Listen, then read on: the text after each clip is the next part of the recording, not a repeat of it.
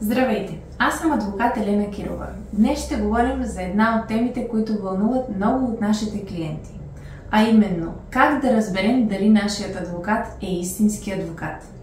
За жалост, много от нашите сънародници са измамени от други българи, които се представят за адвокати, асесори, юридически съветници и така нататък. Но как да разберем дали наистина си говорим с адвокат? Имаме специално информация предоставена в нашата страница, но в това видео ще ви го обясним.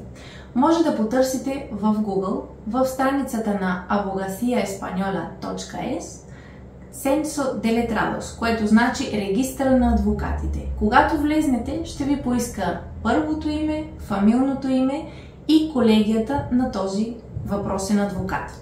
Не е нужно да знаете даже неговия колегиален номер, но винаги може да го попитате и въпросният адвокат е длъжен да ви го предостави. В моя случай аз съм Елена Кирова, номер 1858 от колегията в Орихуела.